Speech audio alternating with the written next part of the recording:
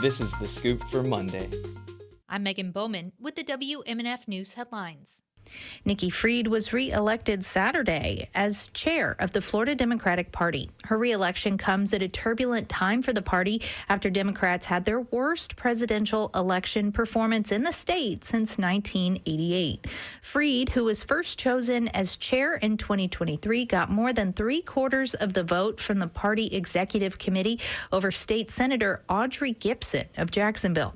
Fried will serve another 4 years in the role. She was the last Democrat to hold statewide office as Agriculture Commissioner from 2019 to 2023 and ran unsuccessfully for governor in 2022. Republicans now hold all statewide offices and dominate both the legislature and the congressional delegation. Proud Boys member Enrique Tarrio has returned home to Miami after being released from prison. America's back, and let me tell you, I'm back, and I'm happier than ever. Tarrio was serving a 22-year sentence for helping orchestrate the January 6th, 2021 attack on the U.S. Capitol. He was pardoned by Trump, along with more than 1,500 people who participated in the deadly riot. Speaking at a press conference, Tarrio was unapologetic. He denies any role in planning January 6th, but says it was an event worth celebrating. Tarrio says the Proud Boys, a far-right hate group, will remain committed to so-called culture war issues at the local level. I think we have never stopped focusing on local issues. The war isn't on politics. The war isn't on liberals or Republicans or conservatives or Democrats. The war is on the culture. Civil rights groups like the Southern Poverty Law Center have condemned Trump's January 6th pardons. They say this undermines the government's commitment to standing up against extremism.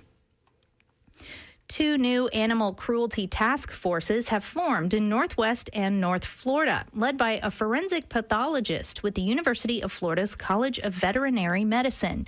As Central Florida Public Media's Joe Burns reports, they spring from the success of an earlier task force in Central Florida and cover cases ranging from animal neglect and abuse to dog fighting. Dr. Adam Stern says it all began in 2022 at the request of a prosecutor in the 5th Judicial Circuit for whom he had testified. That group grew to include Orange and Osceola counties, with local, state, and federal agencies participating. Now 2 more groups have formed in Northwest and North Florida, including Flagler and Volusia.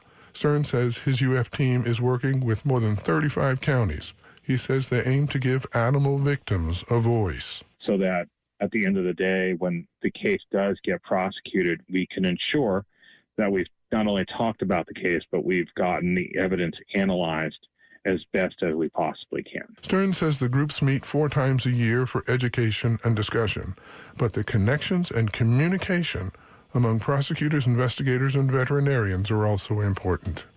In Orlando, I'm Joe Burns. Valentine's Day roses and fruit may be more expensive next month thanks to President Trump's announcement Sunday of 25% tariffs on Colombian imports. Over 1,500 tons of fresh-cut flowers arrive at MIA every day in the month before the holiday. Most of that comes directly from Colombia. WLRN's Tom Hudson says Miami is central to trade between the nations. Colombia is the 10th largest trading partner in the U.S. by weight and the largest at MIA thanks to the import of flowers grown in Colombian soil that blossom here. Food like bananas, plantains, and citrus fruits are among the top Colombian imports that come through Port Everglades and Fort Lauderdale. That was WLRN's Tom Hudson. Trump announced the tariffs among other measures as retaliation after Colombia refused to allow U.S. military planes carrying deportees to land. Florida gas prices have exceeded the range they've held for several months. The state average hovered around $3 a gallon, but in the past 2 weeks have shot up to $3.20. Yesterday's average of $3.22 is 3 cents higher than last week and over a dime more than a month ago.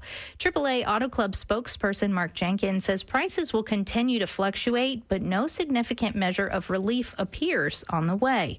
In Tampa, prices have risen in the past month and are now 12.3 cents higher. The cheapest price at the pump yesterday was $2.83. The National Weather Service forecasts sunny skies today with highs reaching 72, partly cloudy tonight with lows around 54. You can expect similar weather the rest of the week. I'm Megan Bowman with the WMNF News headlines. This is The Scoop, recorded at WMNF Tampa.